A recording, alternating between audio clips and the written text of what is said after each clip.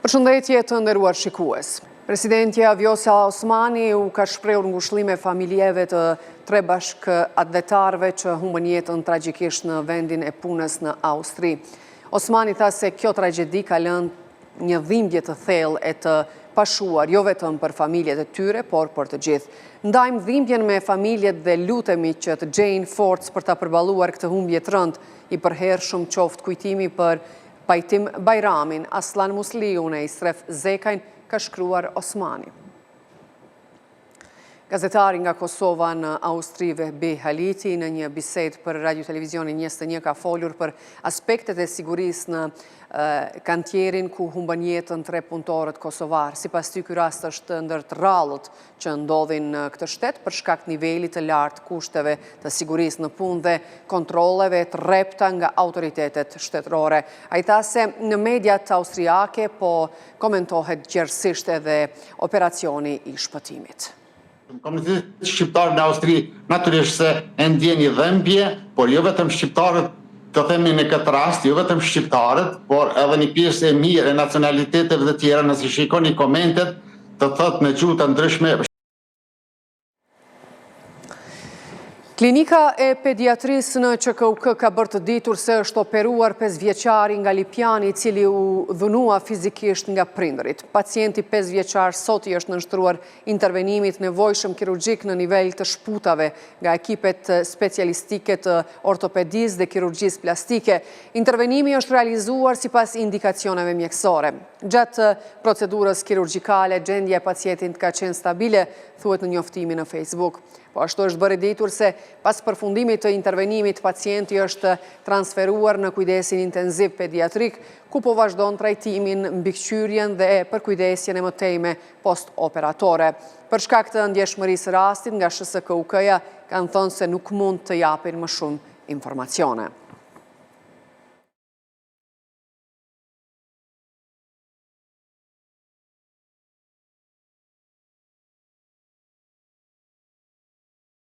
Prindërit që abuzuan brutalisht me fëmijën 5 vjeçar ndodhen prapa grillave, ndërsa gjykata themelore në Prishtinë ju ka caktuar nga një muaj para burgim. Sipas njoftimit të gjykatës, AK dhe VP dyshohen për veprat shkelje e detyrimeve familjare dhe lëndimi rënd trupor. 5 vjeçari aktualisht po trajtohet QKUK dhe është në gjendje stabile. Sot ju nënshtrua një intervenimi kirurgjikal.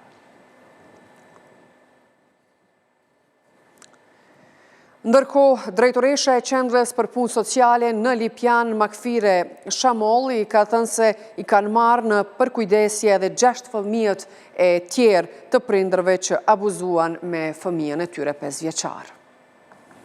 Kam këtu divizionin e inspektimit, ata dhe më thonë kanë qosjen në krejt Londën, dhe po besoj që ata kanë me dalë përfundimisht me dhonë edhe pjesën e qendrës për punë sociale, edhe kam u po dhe më thonë pjesa edhe e angazhimit tonë, sa i përket dhe më thonë intervenime në rastë dhe vizitave që janë realizuar. Jo, kjo dhe më thonë gjithherë unë për referu nga pjesës të kolegjumit, edhe ju referuva një vendimit gjykatës, edhe i vendim dhe më thonë nuk dhe thotë që gjykata me automatizëm e ka morë normal që i ka provu provat e ekspertve relevante dhe është bazu dhe më thonë në një gjykim të drejtë edhe trajtim të rastit në procedurë dhe më thonë për këthimin e drejtës prindërore. Nja dhe më thonë ka mujt me qenë të neglizhum edhe të abuzum, ose keq trajtum, po besoj që dosja i ka në evidencë gjitha intervenime që e nda prej punëtorëve social.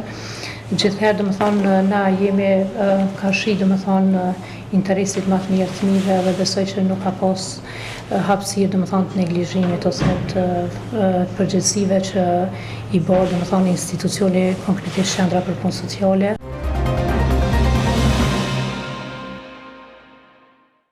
Prokuroria themelore në Prishtinë në bashkëpunim me Policinë e Kosovës kanë mbastisur Agjencinë e Regjistrimit të Bizneseve në Kosovë, e cila vepron në kuadër të Ministrisë së Industrisë, Ndërmarrësisë dhe Tregtisë, në ndryshimin për kryerjen e veprave penale, keqpërdorimi i pozitës apo autoritetit zyrtar, si dhe veprën penale rastet e posaçme të falsifikimit të dokumenteve.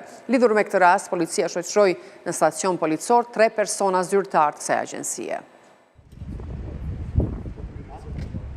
Me urdhër të prokurorisë themelore në Prishtinë, policia e Kosovës mëngjesin e së mërkurës kreu mbastissje në Agjencinë për Regjistrimin e Bizneseve. Në ndryshimet për keqpërdorim të detyrës zyrtare, Radio Televizion 21 merr vesh se në stacionin e policisë u shoqëruan 3 persona, përfshirë edhe ushtruesin e detyrës së kryeshefës së këtij institucioni. Mbastisja në Agjencinë e Regjistrimit të Bizneseve, e cila vepron në kuadër të Ministrisë së Tregtisë, Prokuroria Themelore tha se bëri mbi dyshime të bazuara për 2 vepra penale. Gjatë këtij aksioni janë kryer mbastisje në Agjencinë e Regjistrimit të Bizneseve për shkak të dyshimeve për kryerjen e veprave penale, keqpërdorim i pozites apo autoritetit zyrtar, si dhe për veprën penale, rastet e posaçme të falsifikimit të dokumenteve. Gjatë këtij aksioni, policia ka kufizuar përkohësisht hyrjen e stafit në objekt. Prokuroria për Radio Televizion 21 ka konfirmuar se për këto dyshime u shoqëruan në polici 3 persona. Ju njoftojmë se personat të cilët dyshohen për vepra penale, keqpërdorim i pozites apo autoritetit zyrtar, sipas nenit 414 të KPRK-s dhe veprën penale rastet e posaçme të falsifikimit të dokumenteve nga neni 391 të KPRK-s janë duke u intervistuar. U raportua se në mesin e të dyshuarve që u marrën në pyetje, është edhe ushtruesja e detyrës së kryeshefës së Agjencisë për Regjistrimin e Bizneseve. Agjencia për Regjistrimin e Bizneseve është një agjenci e cila funksionon praktikisht si një databazë e bizneseve të Kosovës. Agjencia lëshon certifikata të hapjes dhe mbylljes së bizneseve, si dhe bën regjistrime në pronësinë e tyre. Dyshimet e para për aksionin policor të së mërkurës u tha se lidhen me ndryshimin e aksioneve të pronësisë së një biznesi.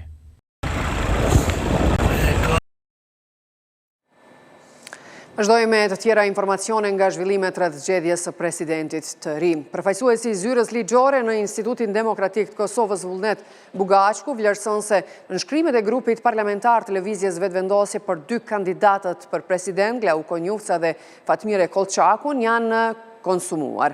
Në një bisedë për Radio Televizionin 21, Bugaqku tha se në një rast hipotetik dhe pa e paragjykuar vendimin e gjykatës kushtetuese, një kandidat tjetër potencial për president do duhej t'i mbledh 30 nënshkrime të tjera, por jo edhe nga deputetët e lëvizjes vetëvendosje.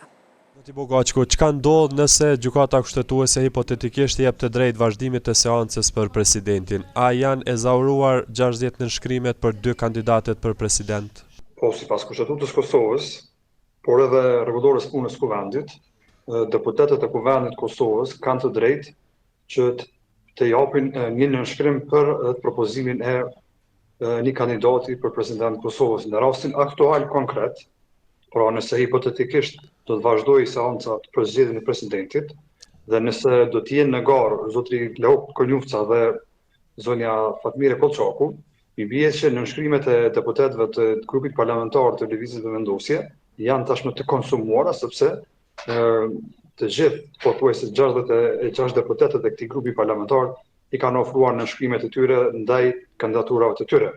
Dhe potencialisht nëse do të ketë në garë edhe nëse do të nevojitet të propozohet edhe një kandidaturë e re, ose nëse paraqitet një kandidaturë tjetër, ai patjetër se duhet t'i siguroj para procesit të votimit, duhet t'i siguroj se po 30 nënshkrime të deputetëve të Kuvendit të Kosovës.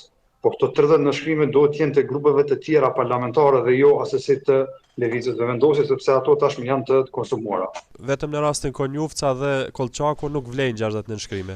Për 2 kandidatura tjera vlen, apo?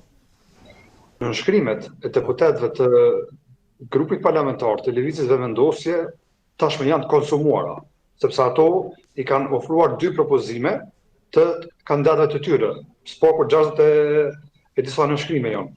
Në rast se vjen në shprehje një propozim i radhës si një kandidati për president, ai kandidat duhet të sigurojë nënshkrimet e grupeve të tjera parlamentare, por jo edhe të deputetëve të lëvizjes vetëvendosje, sepse ata tashmë i kanë ofruar nënshkrimet e tyre ndaj kandidatëve që i kanë vërsë në gojë.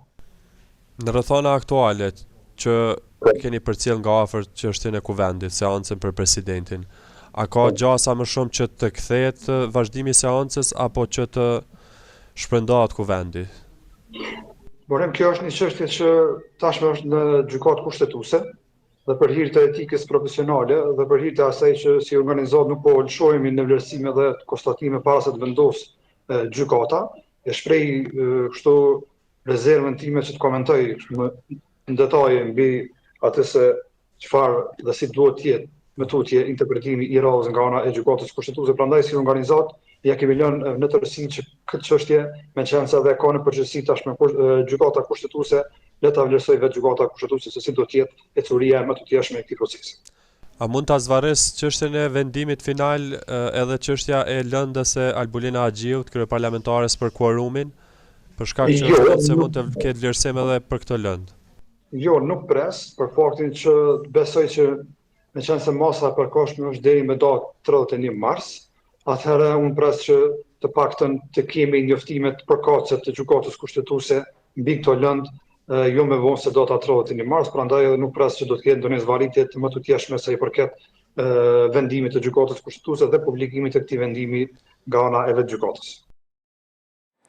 Juristi Anton Reca i vlerëson se gjykata kushtetuese mund të vendosi në rastin e nënkryetarit të kuvendit Nenad Drashić, kur e kishte cilësuar se zgjedhja e tij ishte antikushtetuese, mirëpo procesi i zgjedhjes ishte i pakthyeshëm për konstituimin e kuvendit. Reca i thotë se edhe në rastin e zgjedhjes së presidentit, gjykata mund të vendosë se dekreti i presidentës ishte kushtetues, por që procesi i seancës për zgjedhjen e presidentit duhet vazhdoj derisa të konsumohen 3 rundet. Rastin tani me që është duke trajtuar gjykata kushtetuese, mund të kemi realisht 2 skenar, gjithmonë bazuar në aktgjykimet dhe praktikat e gjykatës kushtetuese. Skenari i parë është mund të jetë skenari që mund të bazohet në rastin në aktgjykimin e fundit, me rastin e zgjedhjes në nënkryetarit e kuvendit, në cilën ka konstatuar në bazën e cilës ka konstatuar që në nënkryetari i kuvendit nga komuniteti serb është zgjedhur në mënyrë jo kushtetuese, mirë po që si rast i tillë është i pakthyeshëm për shkak se duhet vazhdojnë punën e institucionit i kuvendit dhe konstituimi i kuvendit. Gjë që ka qenë në funksion të funksionimit e institucioneve të kuvendit. Dhe rasti i dytë ka të bëjë me situatën kur gjykata kushtetuese me qenë se nuk janë shterë gjitha mundësi për të zgjedhur presidentin, pavarësisht skatimit në afatit, i referohet në 82 ku thotë që procedura për zgjedhjen e presidentit mund të zgjasë nga momenti i iniciimit 60 ditë. Do thotë nga momenti i iniciimit të procedurës mund të zgjasë deri në 60 ditë dhe sipas gjitha gjatëve mund të konstatoj që të jep hapësirë që partive politike të gjejnë një konsensus mirë që të evitojnë zgjedhjet dhe të zgjedhjet presidentit. Kjo është skenari i dytë. Në skenarin e parë mund të jetë situata kur mund të përdor praktikën e ngjashme si me nënkryetarin e kuvendit, në cilën mund të konstatoj që dekreti i presidentës ka qenë jo kushtetues, mirë po që është i pakthyeshëm për shkak se vetëm e ka marrë formën e dekretit dhe si i tillë nuk mund të shfaqëzohet. Ka hapësirë që patjetër vendi të shkojnë në zgjedhje, apo sipas krejt elementeve kushtetuese mund të rikthehet çështja e rivotimit apo votimit të presidentit? Sipas gjitha gjatave, pretendoj se mendim e shoh që bazuar në praktikat e mëhershme që i kanë gjetur gjykimet gjykata kushtetuese, ku ka thënë që nuk janë shterë gjitha mundësi siç janë paraqame me kushtetues. Në rastin e zgjedhjes së presidentit, do thotë vendi nuk mund të shkojë në zgjedhje automatikisht për shkak se ka dështuar në një situatë të caktuar në pjesë të kolumnit zgjedhja e presidentit. Gjë që sipas nenit 86 thotë që presidenti duhet të zgjidhet 30 ditë para se të skatojë mandati i presidentit aktual dhe po thotë që nëra të zgjedhjes së presidentit duhet të shkojnë në 3 runde, nëse që 3 rundet e dështojnë, atëherë vendi shkon automatikisht brenda 25 ditëve në zgjedhjet e jashtëzakonshme. Shefi i grupit parlamentar të Aleancës për Ardhmërinë e Kosovës, Besnik Tahiri, ka kritikuar kryeministrin Albin Kurti për numrin e madh të ministrave dhe këshilltarëve politik. Ai tha se qeveria Kurti 3 është një ndër kabinetet më të mëdha në Ballkanin Perëndimor, duke krahasuar atë me qeverinë e Kinës. Flasim për madhësinë e qeverisë, e cila mos asgjë tjetër përshkruan një qeveri totalisht fiktive, ministri fiktive, dhe akomodim të partisë në pushtet në qeveri. Me një kabinet i cili është një ndër më të mëdhenjt në Ballkanin Perëndimor, ndërsa në krahasim me numrin e popullatës është pa dyshim më i madh se i Kinës, se i Indisë, se i Pakistanit. Kryeministri ka deri në 49 këshilltar dhe staf. A jeni të këtu 50 njerëz të përfshi, këshilltar politik, këshilltar të jashtëm, 15 staf të emnuar politik, ata emnuar në parti, thënë shko, po në shofer, asistent, 50 njerëz, 49 staf i ka në kabinetin e tij. A ju kujtohet çfarë thëke? Dhe ke kryeministri s'ka nevojë, ka për pak këshilltar ka nevojë. Kjo qeveri i ka 453 njerëz që mundet me i emnu politikisht. Nuk për thot Besnik Tahiri, për thot Rregulloria 04-2026, e cila për mendimin tim përbën numrin më të madh, madhësinë më të madhe të emurëve politik të kabineteve që ka dikush.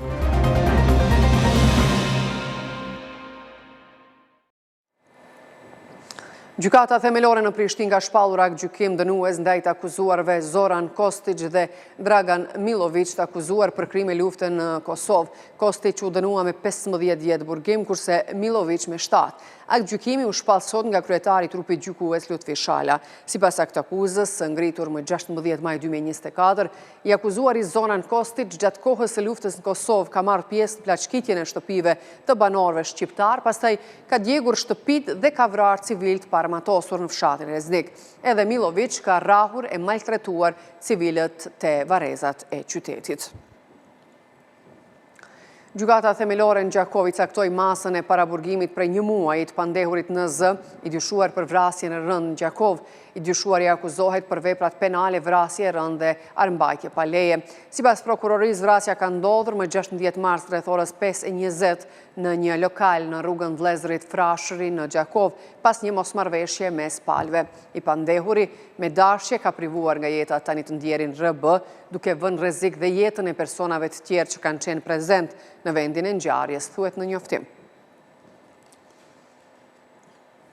Një motociklist ka vdekur sot në mëngjes pas një vet aksidenti në rrugën Podujev Prishtinë, ka njoftuar policia e Kosovës. Sipas policisë, në aksident ka qenë e përfshirë vetëm motocikleta. Vdekja e viktimës është konstatuar nga ekipi mjekësor në vendin e ngjarjes, thuhet në njoftim.